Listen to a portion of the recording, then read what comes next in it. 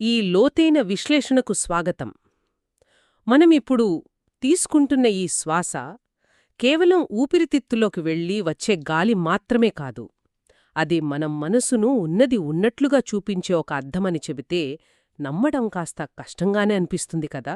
అవును, కష్టమే. కాని ప్రాచీన పాలి గ్రంథాలు ఖచ్చితంగా ఇదే చెబుతున్నాయి. ముఖ్యంగా మనం ఈరోజు తీసుకోబోయే విముక్తి మగ్గ గ్రంథం దీని గురించే చర్చిస్తుంది. నిజంగానే ఇది చాలా ఆసక్తికరం. ఆనాపానసతిలోని 9వ దశ అయిన మనస్సును అనుభూతి చెందడం గురించి అన్వేషించడమే మన ప్రధాన లక్ష్యం. అసలు ఒక భిక్షువు కేవలం గాలిని పీల్చడం ద్వారా తన మనస్సు లోతులను ఎలా అన్వేషిస్తాడో తెలుసుకోవాలి అనిపిస్తోంది. ఖచ్చితంగా. ఆనాపానసతి ఎంత సరళంగా కనిపిస్తుందో అది అంతకంటే 1000 రెట్లు లోతైనది. మొదటి 8 దశలను గమనిస్తే అవన్నీ పూర్తిగా భౌతికమైన శరీరానికి సంబంధించినవి. అంటే శ్వాస దీర్ఘంగా ఉందా లేదా హ్రస్వంగా ఉందా అని గమనించడం లాంటివి కదా. అవును, అదే. శరీరాన్ని ఒక ప్రశాంత స్థితికి తీసుకురావడం అక్కడ జరుగుతోంది. కాని ఈ 9వ దశకు వచ్చేసరికి సాధన ఒక పెద్ద మలుపు తిరుగుతుంది. ఎలాంటి మలుపు అంటారు? ఇక్కడ భిక్షువు తన దృష్టిని శ్వాస అనే భౌతిక చర్య మీద మాత్రమే కాకుండా నేరుగా మనస్సు స్థితిని అనుభూతి చెందటం వైపు మారుస్తాడు. ఇక్కడే నాకొక సందేహం వస్తోంది. ఇప్పుడు శ్వాసకు ఒక భౌతిక రూపముంది. గాలి ముక్కుకు తగులుతున్నప్పుడు ఒక స్పర్శ తెలుస్తోంది.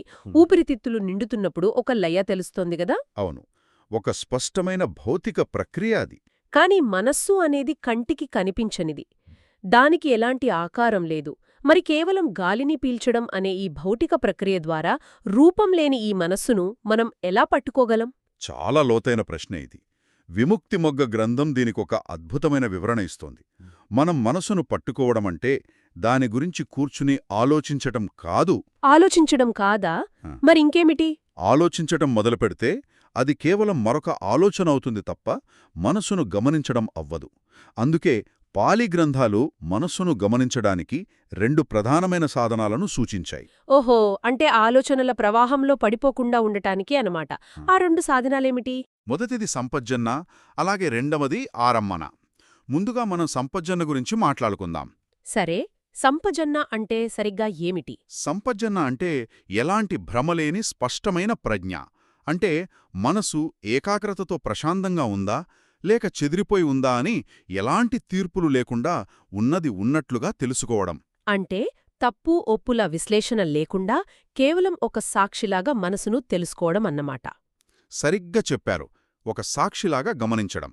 కాని సంపజన్న ద్వారా కేవలం సాక్షిలా చూస్తూ ఉండిపోతే ఒక సమస్య వస్తుంది కదా. మనసు చాలా వేగంగా గతంలో జరిగిన జ్ఞాపకాల్లోకి లేదా భవిష్యత్తు గురించి ఊహల్లోకి జారిపోతుంది. అవును, మనసు సహజ స్వభావం అదేగదా. అలాంటప్పుడు ఆ సాక్షి స్థితి కూడా మాయమైపోయి మనం పగటి కలల్లో తప్పిపోయే ప్రమాదముంది. మరి ఆ ప్రమాదం నుండి భిక్షువు తనను తాను ఎలా కాపాడుకుంటాడు? ఖచ్చితంగా ఆ ప్రమాదం ఎప్పుడూ ఉంటుంది. దానిని నివారించడానికే ఈ 2వ సాధనమైన ఆరంభనను ఉపయోగిస్తారు. ఆరంభన అంటే ప్రాథమికమైన ఆధారం లేదా యాంకర్. ఇక్కడ ఆరంభనం మరేదో కాదు, మన శ్వాస. ఓహో, అంటే మనస్సును ఎంత లోతుగా గమనిస్తున్నప్పటికీ శ్వాసలయను మాత్రం వదిలిపెట్టరు అనమాట. అవును, ఒకవైపు మనస్సును సాక్షిలా గమనిస్తూనే మరోవైపు శ్వాస అనే తాడును గట్టిగా పట్టుకుని ఉంటారు.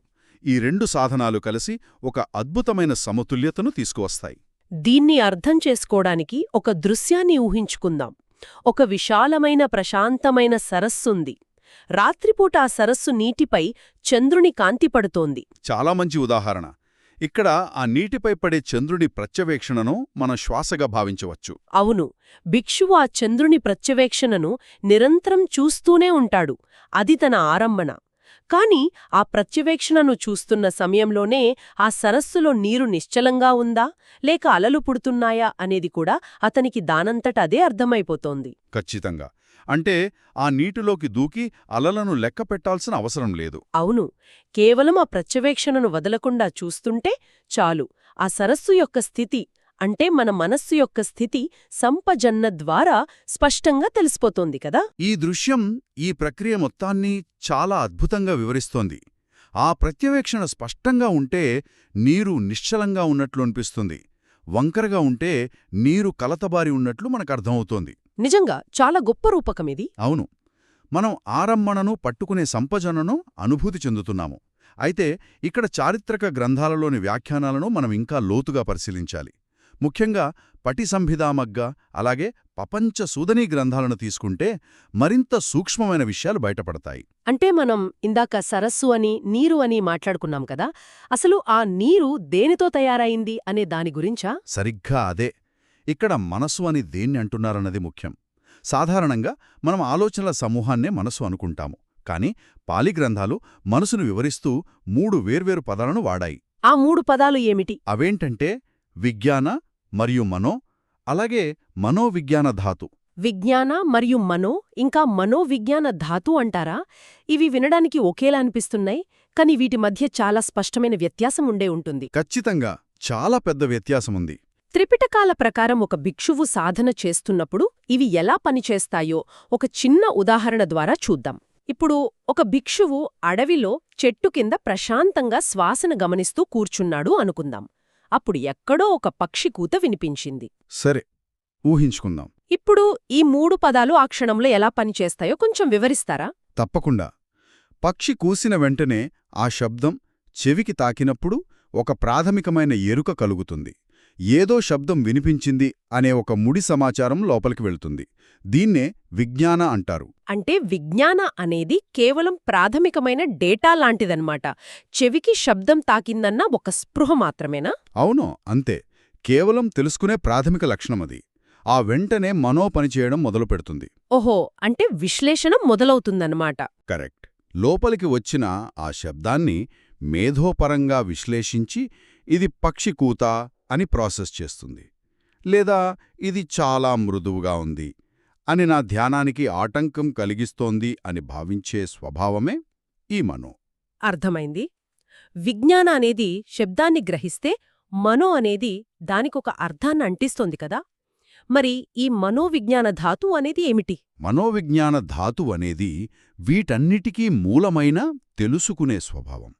ఇది ఆ పక్షి శబ్దాన్ని కాదు, శబ్దాన్ని తెలుసుకుంటున్న ఆ చైతన్యాన్ని సూచిస్తుంది. ఇది చాలా లోతైన విషయం. అవును. 9వ దశలో భిక్షువు గమనించేది తాను చేస్తున్న ఆలోచనలను కాదు, ఆ ఆలోచనలను తెలుసుకుంటున్న ఆ తెలుసుకునే స్వభావాన్ని. ఇది చాలా పెద్ద మలుపు. ఎలా అంటారు? అంటే వస్తువులను ప్రకాశింపజేసే దీపాన్ని వదిలేసి ఆ దీపం వెల్తురులో ఉన్న వస్తువులను చూడటం మనకు అలవాటు కదా. కాని ఇక్కడ ఆ వస్తువులను పక్కన పెట్టి సాక్షాత్తు ఆ ప్రకాశించే స్వభావాన్నే గమనిస్తున్నాము. నిజమే, మనం ఎప్పుడూ ఆలోచనల్లోనే ఉంటాము. ఇది నిజంగా అద్భుతమైన సత్యం. మనం సాధారణంగా నేను కోపంగా ఉన్నాను లేదా నేను బాధగా ఉన్నాను అని ఆ భావోద్వేగాలతో మమేకమైపోతాము, ఆలోచనల్లో కొట్టుకుపోతాము. అవును, ప్రతి ఆలోచనను మనమే అనుకుంటాము. కాని ఆలోచన పుడుతున్న మూలాన్ని, ఆ ఎరుకను గమనించడం మొదలుపెడితే మనకు మరియు మన ఆలోచనలకు మధ్య ఉన్న దూరం స్పష్టంగా తెలుస్తుంది. ఇక్కడే ఏకాగ్రత మరియు అవిక్షేప అనే పదాల ప్రాముఖ్యత కనిపిస్తుంది కదా. ఖచ్చితంగా.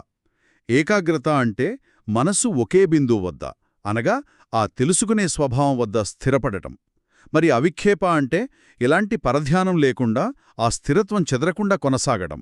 ఈ ఏకాగ్రత మరియు అవిక్షేపల వల్ల మనస్సులో ఒక అద్భుతమైన మార్పొస్తుందనుకుంటా. అవును, ఆ మార్పునే పాలి గ్రంథాలు శ్రద్ధ అని పిలిచాయి. ఇక్కడ శ్రద్ధ అంటే బయట ఉన్న ఎవరిమీదో లేదా దేనిమీదో పెట్టుకునే గుడ్డి నమ్మకం కాదు, తన మనస్సును తాను తెలుసుకోగలనని ఆ అంతర్గత విశ్వాసం. అంటే ఈ ధ్యాన ప్రక్రియ ద్వారా మనస్సులోని కల్మషాలను తొలగించగలనని స్వయంగా అనుభవపూర్వకంగా తెలుసుకోవడమన్నమాట. సరిగ్గా చెప్పారు. ఒకసారి ఈ శ్రద్ధ కుదిరిన తర్వాత సాధన ఒక కొత్త దశలోకి అడుగు పెడుతుంది. ఆ దశనే చిత్తానుపස්සన అంటారు. చిత్తానుపස්සన అంటే మనస్సును నిరంతరం గమనిస్తూ ఉండటం. అంటే ఇప్పటివరకు శ్వాసను ఒక భౌతిక చర్యగా గమనించిన సాధన ఇప్పుడు పూర్తిగా మనసును గమనించే సాధనగా మారిపోయిందనమాట. అవును, భిక్షువు ఇప్పటికీ శ్వాస తీసుకుంటున్నాడు, అలాగే వదులుతున్నాడు. కాని ఇప్పుడు శ్వాస ప్రధాన లక్ష్యం కాదు, అది కేవలం ఒక మార్గం మాత్రమే. మరి ప్రధాన లక్ష్యమేమిటి?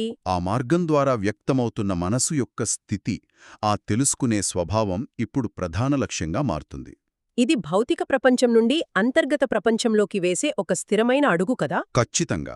ప్రారంభంలో శ్వాసను అదుపు చేయడం కోసం, శరీరాన్ని ప్రశాంతపరుచుకోవడం కోసం శ్రమించిన సాధకుడు ఇప్పుడు కేవలం శ్వాసను ఒక దర్పణంలా ఉపయోగించుకుని తన స్వంత మనసును దర్శించుకుంటాడు. ఇది వినడానికే చాలా ప్రశాంతంగా అనిపిస్తోంది. పపంచసూదిని వ్యాఖ్యానం కూడా ఇదే విషయాన్ని నొక్కి చెబుతుంది. భిక్షువు శ్వాస అనే ఆరంభణాన్నే ఆధారం చేసుకున్నప్పటికీ అతడు తన మనసును ఆరంభణతో ముడిపెట్టి ఎరుకు నిలుపుకుంటాడు.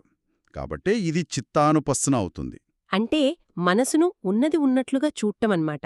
అవును, మనసులో రాగముందా లేదా ద్వేషముందా లేక మనసు విముక్తమయ్యుందా అన్నది ఈ దర్పణంలో ఎంతో స్పష్టంగా, ఎలాంటి ముసుగులూ లేకుండా కనిపిస్తుంది. ఆ స్పష్టతే సాధకుడిని విముక్తి వైపు నడిపిస్తుంది. ఈ లోతైన విశ్లేషణను వింటుంటే త్రిపిటకాలలోని బోధనలు మనసు పనితీరును ఎంత నిశితంగా విశ్లేషించాయో అర్థమవుతోంది. ప్రతి పదానికి, ప్రతి దశకు ఒక నిర్దిష్టమైన ప్రయోజనముంది. నిజమే. ఇది కేవలం ఎక్కడో అడవుల్లో ఉన్న భిక్షువులే కాదు. అవును, ఈ ప్రాచీన జ్ఞానం నేటి మన జీవితంలో ఎందుకు ముఖ్యమన్నది కూడా ఒకసారి ఆలోచించాలి. మన చుట్టూ ఇప్పుడు అంతులేని సమాచార ప్రవాహం ఉంది. మన మనసు నిరంతరం ఏదో ఒక సమాచారంతో, అనవసరమైన ఆలోచనలతో నిండిపోతూ ఉంటుంది కదా. ఖచ్చితంగా మనసును దాని సహజ స్థితిలో ఉంచకుండా దానికి ఎప్పుడూ ఏదో ఒక పని చెబుతూనే ఉంటాము. దానివల్ల మనసు ఎప్పుడూ అలసిపోయి ఉంటుంది. అలాంటప్పుడు ఈ సంపచన్న ద్వారా మనసును గమనించడం ప్రారంభించినప్పుడు ఏ ఆలోచనలు అవసరం, ఏవి కేవలం అలజడిని సృష్టిస్తున్నాయి అనే ఒక విచక్షణ మనకు దానంతటదే కలుగుతుంది. చాలా చక్కగా చెప్పారు. అనవసరమైన ఆలోచనల సుడిగుండాల నుండి మనల్ని మనం కాపాడుకోవడానికి ఈ చిత్తానుపස්සన సాధన ఒక అద్భుతమైన కవచంలా పనిచేస్తుంది. అవును, మనసుకు ఎప్పుడైతే ఆరంభణ అనే యాంకర్ దొరుకుతుందో అప్పుడు పదే పదే గతాన్ని తలుచుకొని బాధపడటం లేదా భవిష్యత్తు గురించి భయపడటం అనే చట్రం నుండి బయటపడతాము. అంటే ప్రస్తుత క్షణంలో స్థిరపడగలుగుతాము అన్నమాట. అవును, మనసును ఎలాంటి కల్మషం లేకుండా చూడగలగడమే నిజమైన స్వేచ్ఛ. మనసుకు వచ్చే ప్రతి ఆలోచనతో మనం తాదాత్మ్యం చెందాల్సిన అవసరం లేదు. మేఘాలు ఆకాశంలో వచ్చి పోతున్నట్లుగా అంటారా? సరిగ్గా అదే. ఆలోచనలు వస్తుంటాయి, పోతుంటాయి. వాటి స్వభావం అశాశ్వతమైనది. కాని ఆ ఆకాశంలాంటి తెలుసుకునే స్వభావం, ఆ మనోవిజ్ఞాన ధాతు ఎప్పటికీ స్థిరంగా ఉంటుంది. ఆ స్థిరత్వాన్నే అనుభూతి చెందగమే ఆనాపానసతి 9వ దశ అంతిమ లక్ష్యం. ఆలోచనలకు, ఆ ఆలోచనలను తెలుసుకునే ఎరుకకు మధ్య ఉన్న వ్యత్యాసాన్ని ప్రత్యక్షంగా అనుభూతి చెందడమే జ్ఞానం. అవును, ఈ ప్రయాణమే ఒక అద్భుతం. ఈ రోజు మన విశ్లేషణలో ఆనాపానసతిలోని ఈ అత్యంత సూక్ష్మమైన దశ గురించి ఎన్నో విషయాలు తెలుసుకున్నాము. భౌతికమైన శ్వాస ద్వారా భౌతికేతరమైన మనసును చేరుకోవడం, అలాగే సంపజన్న మరియు ఆరంభణల మధ్య ఉన్న సంబంధం గురించి అర్థం చేసుకున్నాము. అవును, చాలా లోతైన విషయాలివి. శ్వాస ఒక నమ్మకమైన దారిదీపంలా మనల్ని ఆ మనస్సు అనే అగాధమైన సామ్రాజ్యంలోకి ఎలా తీసుకువెళ్తుందో తెలుసుకోవడం నిజంగా ఒక మేధోపరమైన అనుభవం. ఖచ్చితంగా ఇదొక అద్భుతమైన అంతర్గత ప్రయాణం. అయితే ఈ లోతైన విశ్లేషణను ముగించే ముందు వినేవారిని ఆలోచింపజేసే ఒక ప్రశ్నను అలాగే వదిలివెళ్లాలని అనిపిస్తోంది. తప్పకుండా చెప్పండి. ఇలాంటి ఒక ప్రశ్న ఎంతో అవసరం. మనస్సు అనే ఆ విశాలమైన ప్రశాంతమైన సరస్సును మళ్ళీ ఒక్కసారి ఊహించుకుందాం. శ్వాస అనే ఆరంభణ ద్వారా చంద్రుడి ప్రత్యవేక్షణ ఆ నీటిపై పడుతోంది. ధ్యాన సాధన మరింత లోతుల్లోకి వెళుతున్నప్పుడు మనస్సులోని అలలన్నీ పూర్తిగా సద్దుమణిగిపోయి ఆ నీరు అద్దంలా స్థిరపడినప్పుడు ఒక అద్భుతమైన నిశ్శబ్దం ఆవరిస్తుంది. అవును, ఆ నిశ్శబ్దం వర్ణనాతీతం. అప్పుడు ఆ ప్రత్యవేక్షణ మరియు ఆ ప్రత్యవేక్షణను గమనించేవాడు ఈ రెండు వేర్వేరుగా ఉంటాయా? లేక ఆ సంపూర్ణమైన శూన్యంలో, ఆ నిశ్శబ్దంలో ఈ రెండు ఒకటే అవుతాయా? ఈ ప్రశ్నను ఒక అంతరంగికమైన, ధ్యానపూర్వకమైన నిశ్శబ్దంలో అన్వేషణ కోసం అలాగే విడిచిపెడుతున్నాము.